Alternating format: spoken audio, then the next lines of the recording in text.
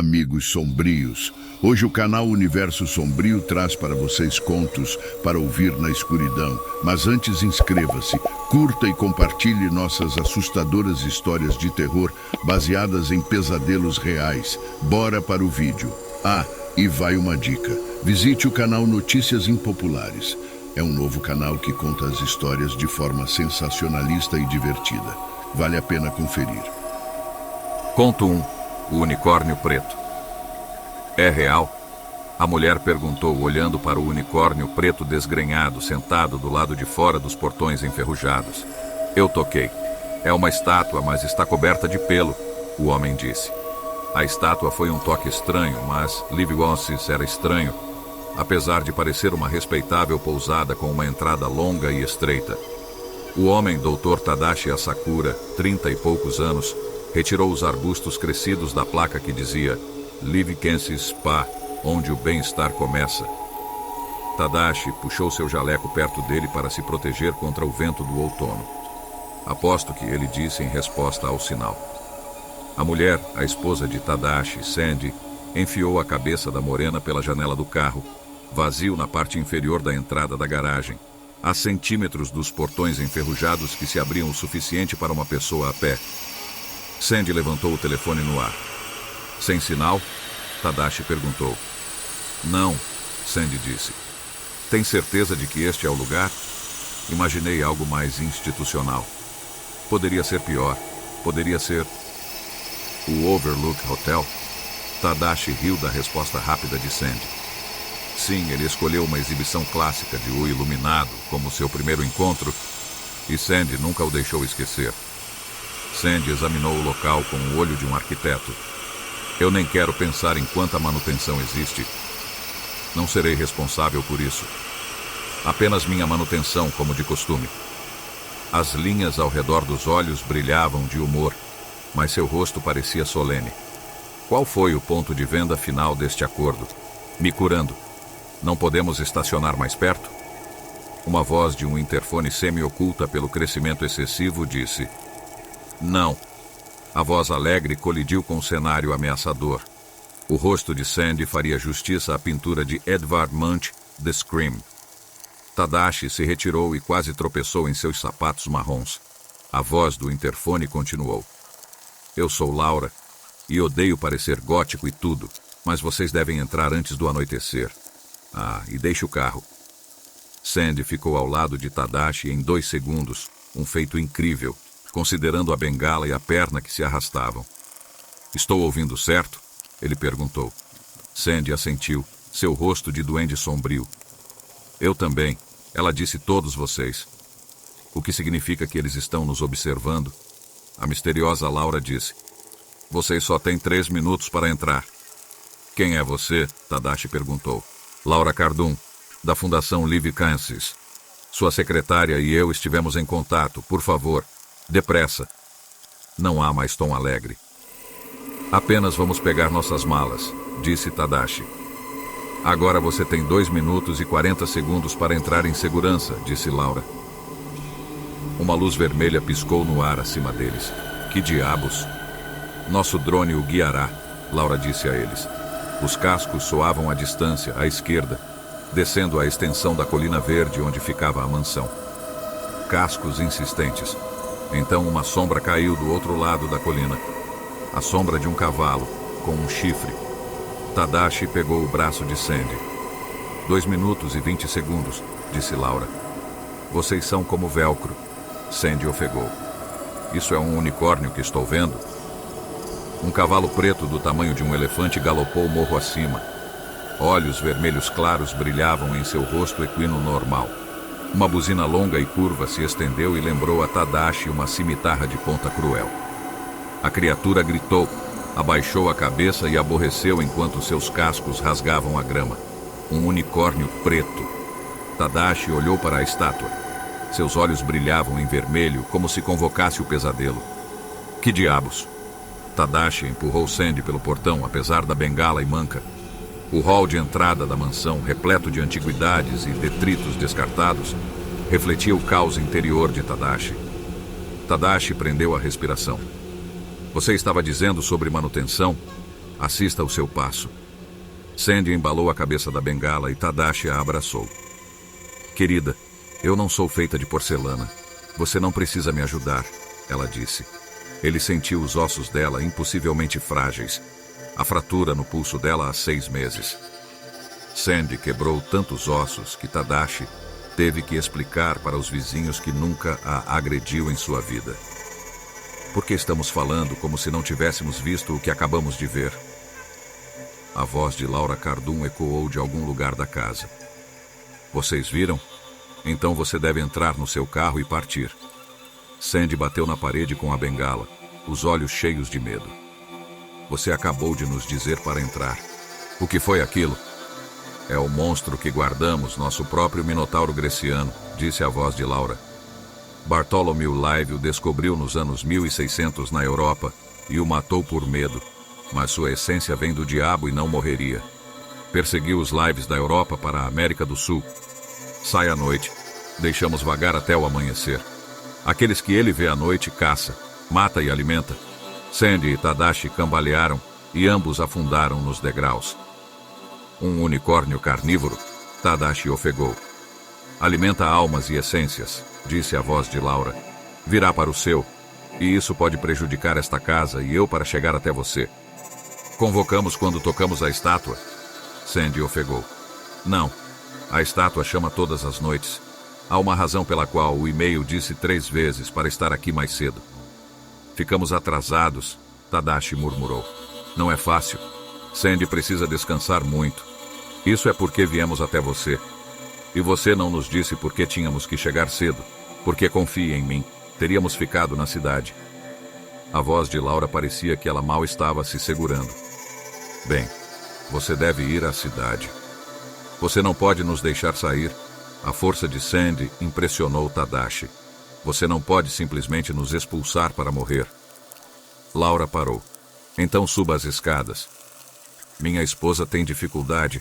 O drone, com a mesma luz vermelha cintilante, circulava o hall de entrada. Eu posso ver a dificuldade de sua esposa, Dr. Empacotador. Dr. Empacotador. Ele detectou uma pitada de julgamento nesse tom.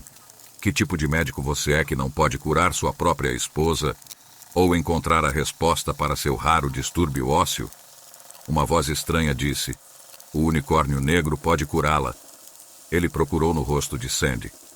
Você ouviu o que acabei de ouvir? Sim. Laura disse que o elevador não funciona. E eu posso subir se for devagar?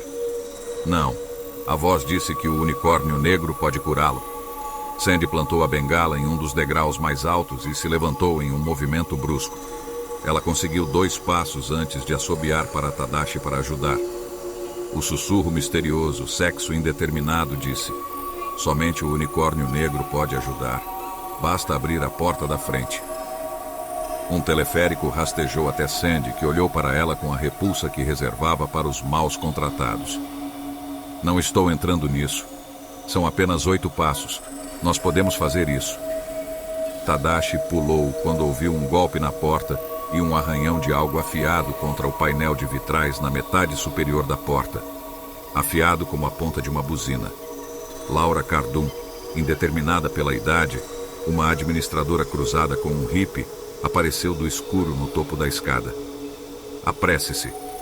A voz estranha ecoou bem dentro dos ouvidos de Tadashi. Abra a porta. Sandy também ouviu a voz de seu suspiro chocado.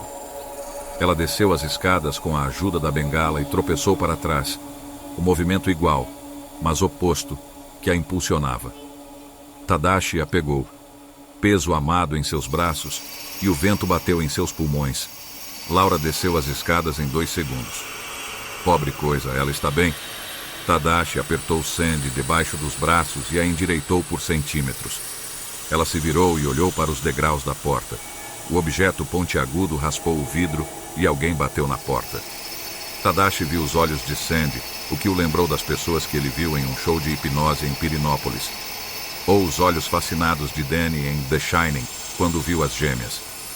Sandy, o que você está fazendo? Tadashi ouviu sua voz sem fôlego. Os olhos de Laura se encheram de pena. Você deveria ter entrado quando eu disse, e saído quando eu disse. Sandy espreitou os degraus. Sua perna cedeu e sua outra perna cedeu. Ela amassou o degrau, o rosto cheio de dor, e Tadashi olhou para as mãos inúteis que a deixaram escapar. Sandy gemeu de agonia. O gemido que quebrou e outro osso que o rasgou por dentro. Suas mãos que não podiam curá-la. A Fundação Live nos prometeu muito por aceitar esse trabalho, disse ele. Sandy se mexeu e ela gritou de dor. Tadashi olhou para o rosto de Laura e leu: talvez um dia possamos curá-la. Eles não podem ajudá-lo, disse a voz estranha. Abra a porta. Ele deixou Sandy sob os cuidados de Laura e correu pelas escadas. Laura gritou com ele com o fogo e o poder completos de uma alma determinada. Tadashi torceu a maçaneta de latão e abriu a porta. O unicórnio preto encheu a porta com 6 metros de altura e seus olhos vermelhos piscaram, idênticos à luz do drone. Sua mão tola tocou a coisa e sentiu o pelo equino, grosso e esfarrapado, cobrindo ossos e metais. Ele olhou para trás e viu o sorriso triunfante de Laura. Na voz assustadora, ela entoou: podemos ajudá-lo, doutor. A Fundação Live administra o unicórnio negro há séculos. Mais fácil agora com computadores e chips de computador que tornam essa criatura linda mais vital e poderosa. E o unicórnio negro é um ácaro ganancioso, que quer um sacrifício. Mas curaremos sua esposa da maneira que você não conseguiu. Sandy sorriu para Laura. O unicórnio preto carregado e seus cascos esmagados. Tadashi sentiu uma dor inimaginável quando a fera o atropelou. Laura disse em sua voz regular: não o machuque muito. Precisamos de alguns ossos dele para reconstruir a esposa. Conto 0 tu. Rota 666. Ó droga, lá vai um dos meus pneus. Eu não preciso dessa merda acontecendo agora. Ok, agora pense, Jorge. Você não tem um step. O que pode fazer? Pouco antes de começar a mergulhar em meus pensamentos, levantei a cabeça, e minha situação era decepcionantemente terrível. Vi um posto de gasolina acompanhado, Rota 66. Espero que minha sorte melhore daqui. É melhor haver alguém neste posto de gasolina que possa me ajudar a voltar à estrada, pensei. A caminhada ficava a apenas 10 minutos de onde eu estava, enquanto meu carro continuava fumaçando com a borracha queimada que derreteu meu pneu. Quando cheguei mais perto do posto de gasolina, notei que algo estava errado. Não havia carros, estava quieto como um cemitério. E a porta principal do negócio da frente foi deixada aberta com impressões de sangue que rastreavam a cena longe do prédio. O que diabos aconteceu aqui? Eu pensei comigo mesmo. Eu cuidadosamente entrei na loja enquanto andava na ponta dos pés pelas impressões de sangue. Uma vez dentro do posto de gasolina, corri imediatamente para o homem deitado de bruços, certificando-me de que meu DNA não se espalhasse nem perto da cena do crime. Senhor, por favor, me dê uma reação. Oh não, isso não é bom. Que bastardo do mal poderia fazer algo assim? Desde que meu telefone quebrou, comecei a procurar o telefone da loja para ligar para o 911 em caso de emergência. Movendo-me muito rapidamente, acabei escorregando no sangue vermelho escuro que escorria por todo o chão. No meio do dia, estou sozinho dentro de um posto de gasolina, Rota 66, com um funcionário morto vazando sangue da garganta para o chão que criava uma poça de sangue vermelho pela qual eu podia ver meu reflexo. Nenhuma única alma estava por perto para me ajudar a ajudar esse homem falecido, ou descobrir se o criminoso ainda está à espreita na loja. Pelo que sei, eu poderia estar próximo de morrer. Eu me levantei com facilidade, sem prestar atenção ao sangue do morto em que caí. Eu encontrei aliviadamente o telefone comercial e fui recebido com alívio ao ouvir um tom enquanto eu discava imediatamente o 911 para obter ajuda. Atendimento. 911. Será uma emergência ou não emergência? Emergência, eu exclamei. E com quem estou falando? Meu nome é Jorge Pereira. Estou no 3666 Rodovia Saint Hill. No meio do nada, em um posto de gasolina, chama-se Rota 66. Senhora, estou com medo de perder minha vida. Há um homem morto aqui. Ele está sangrando por toda parte.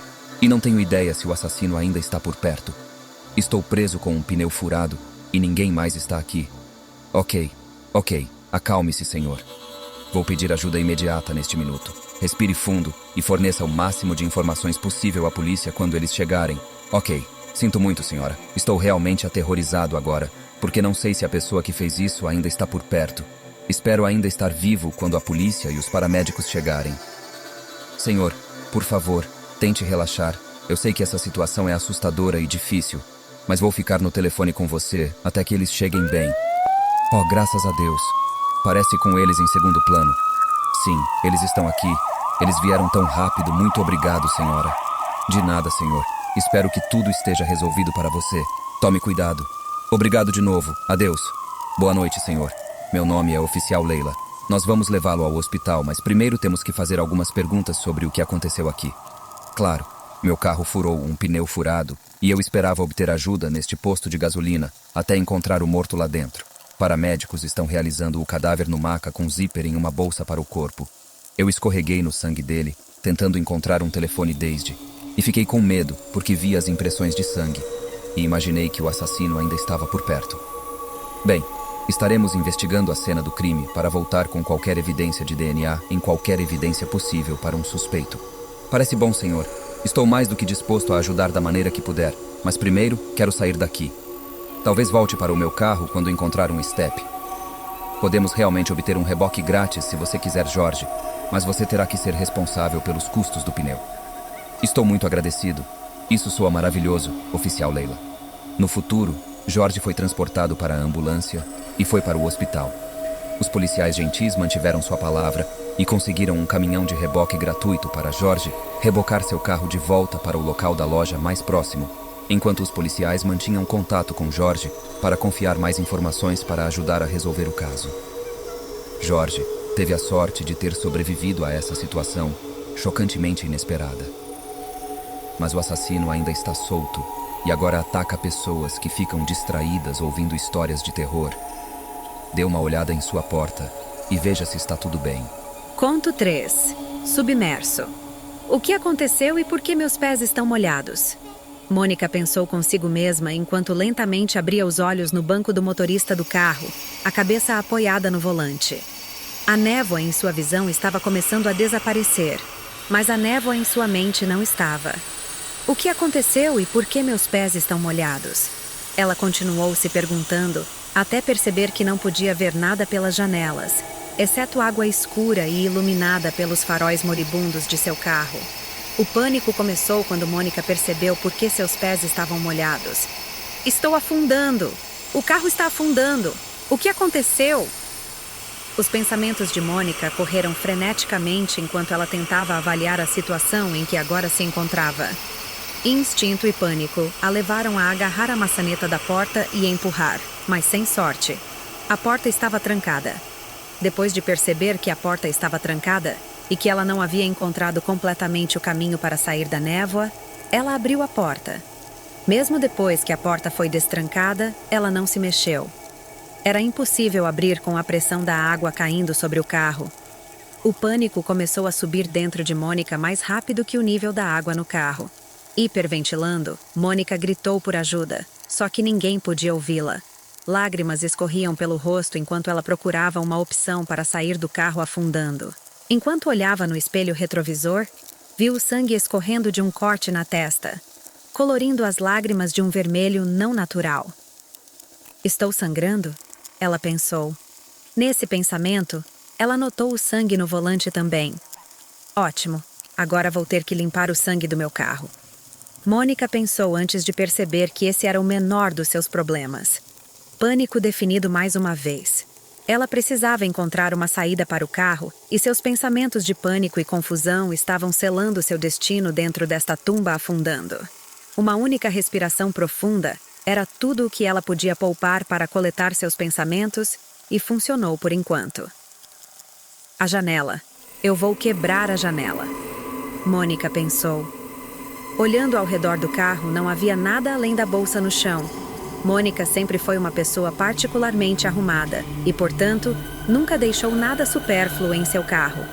Não havia lixo no coletor, muito menos algo grande e pesado para quebrar uma janela. Até a bolsa só tinha a carteira, alguns pedaços de maquiagem e o telefone. "Telefone!" Mônica exclamou. Mônica se levantou para pegar o celular. Ela pescou a bolsa na água e pegou o celular encharcado. Pânico e desespero impediram sua mente de registrar o telefone como inutilizável. Ela bateu na tela e apertou todos os botões antes de jogá-lo em uma birra. Então o pensamento de usar as chaves do carro veio à mente. Posso colocar as chaves entre os dedos? Mônica pensou. Isso deve ser afiado o suficiente para quebrar o vidro. Mônica pegou a ignição e puxou as chaves. Isso criou um problema quando os faróis se apagaram e, de repente, Mônica foi empurrada para a escuridão. Cegamente, ela pegou a luz do teto e a acendeu. Estava piscando e escuro, mas funcionaria por enquanto. Com as chaves entre os dedos agora, Mônica ergueu o punho direito e o girou o mais forte que pôde na janela lateral do motorista. Nada veio do balanço, mas uma dor horrível na mão dela. Mais uma vez, ela voltou e deu tudo de si na janela. Ainda mais dor foram a única coisa que esse batida realizou. Com lágrimas escorrendo pelo rosto, Mônica se inclinou para trás e colocou o corpo inteiro em sua tentativa final. Mônica sentou-se e olhou para o sangue na janela e largou as chaves quando as lágrimas vermelhas vieram em maior volume. Parecia uma vida, mas mal se passaram 30 segundos desde que Mônica chegou. Com a mão latejante e sangrenta, Mônica decidiu que era hora de usar as pernas para abrir a janela. Enquanto tentava se posicionar, ela percebeu que ainda estava presa. Mônica clicou no cinto de segurança e foi tirá-lo quando percebeu que estava preso. Seu estômago caiu quando ela percebeu que não só estava presa em um carro afundando, mas também estava presa no banco do motorista. Ela começou a puxar o cinto de segurança com a mão ensanguentada, percebendo que estava causando muita dor e que seu aperto não era forte o suficiente. Até uma única mão, ela agarrou a fivela e, em desespero, puxou-a com força crescente ao soltar um grito que tirou todo o oxigênio de seus pulmões. O cinto de segurança cedeu enquanto ela lutava pelo ar e estava livre, mas ainda presa. Deitou-se nos bancos da frente e inclinou as pernas para trás, prontas para chutar a janela e se libertar. Assim como o primeiro soco, o primeiro chute resultou em dor. Usando os 2 calcanhares na segunda tentativa, Mônica chutou a janela. Parecia que os ossos em seus pés estavam começando a rachar, mas a janela permaneceu completamente intacta. Mais uma vez, por desespero, ela chutou a janela com tudo dentro dela. Esta janela não ia quebrar diante do pé dela. Fora das opções, Mônica viu a água subir constantemente no carro. Agora estava no fundo do volante e estava frio. Estava tão frio. É no meio do verão, por que a água está tão fria? Ela pensou consigo mesma. O carro estava inclinando para a frente quando o peso do motor o puxou para o abismo. Mônica não tinha ideia de quão profunda era a água. Ela sabia que estava escura, fria e subindo mais rápido a cada segundo que hesitava. Ela nem sabia em que corpo de água estava. Ela mal conseguia se lembrar de dirigir. Ela estava bêbada? Não, ela não tomava uma bebida há meses. Por que ela não bebia há meses? Ela pensou consigo mesma. Eu sempre saio com meus amigos e me divirto nos fins de semana. E isso dificilmente pode ser feito sobriamente frio, pensou Mônica. Então, finalmente, a realização começou. Isso não era mais uma luta apenas pela vida dela. Era uma luta pela vida daqueles que estavam no carro. A vida das 2 pessoas ocupando o corpo de Mônica. Mônica era a única responsável por ambos. Seu fracasso significou a morte de 2 agora, não 1. Ela ficou mais frenética quando a água passou da cintura. Ela entrou no banco de trás quando a água começou a engolir a frente do carro. Sem sucesso, ela tentou abrir as portas e janelas dos fundos. Sua mão ainda estava ensanguentada por socar a janela do motorista. Ela sabia que não era uma opção. Mônica gritou enquanto se deitava no banco de trás e tentou chutar as janelas novamente. Seus pés estavam doendo e o copo não estava mexendo. Ela não conseguiu dar outro chute, pois a dor se tornou demais em seus pés frágeis. Os bancos da frente estavam embaixo d'água e o banco traseiro estava começando a submergir. Nesse momento, Mônica ouviu o que parecia o estalo de vidro cedendo. Ela olhou para a janela mais próxima e não viu nada além de marcas nos sapatos. Mônica mergulhou debaixo da água, puxando-se para a frente para encontrar a fonte do vidro rachado. Ela tocou a janela lateral do motorista e sentiu um defeito recém-formado. Toda a dor em que ela estava parecia valer a pena com essa descoberta. Foi isso. Esta foi a saída. Nesse ponto, a luz da cúpula estava debaixo d'água e dava a Mônica um pequeno senso de direção na água escura. Ela voltou ao banco de trás para respirar e rapidamente mergulhou novamente para o lado do motorista. Ela estava determinada a chutar essa janela e libertar a si mesma e a seu filho. No entanto, estar debaixo d'água fez seus chutes mais inúteis do que antes. Foi como lutar em um sonho. Os chutes eram tão fracos que nem estavam causando dor nos pés. Mônica gritou com a última tentativa, abafada pela água enquanto as bolhas de ar aumentavam. Mônica nadou para trás e ressurgiu para se encontrar perto da janela traseira, agarrada ao pouco ar que restava no carro. A água logo tomaria conta do carro inteiro e a deixaria sem ar. Deixe-a com nada além de água para respirar nos pulmões. Com a cabeça pressionada contra a janela de trás, lutando por cada respiração, Mônica estava assustada, não apenas por sua vida, mas também pela vida da criança que estava carregando. Mônica nunca fora uma pessoa religiosa, mas em momentos de desespero, qualquer Deus é um Deus que vale a pena implorar. Por favor, Deus, por favor, deixe-me sair deste carro e juro que farei qualquer coisa. Eu preciso de um milagre, Mônica implorou. Eu preciso viver não para mim, mas para o meu bebê. Por favor, deixe a janela quebrar para que eu possa nadar em segurança. Por favor, faça qualquer coisa. Você me ouve? Socorro! Mônica implorou enquanto a água levava a cabeça para baixo e ela deu seu último suspiro de ar fresco. A luz da cúpula desapareceu e deixou a escuridão. Deus nunca respondeu. Mas neste instante, Mônica sentiu uma mão em seu ombro. Era seu filho com as chaves do carro na mão dizendo que eles estavam atrasados para ir ao cinema. Se você chegou até aqui, é porque superou seus medos. Mas o pesadelo ainda não acabou. Assista os vídeos do Universo Sombrio em nosso canal. Ah, e se gostar de propaganda e marketing, experimente conhecer o canal da Umbrella Propaganda e conheça as mais inusitadas histórias da publicidade mundial. Gostou do nosso conto de hoje? Então comente, compartilhe, curta, inscreva-se e ative as notificações.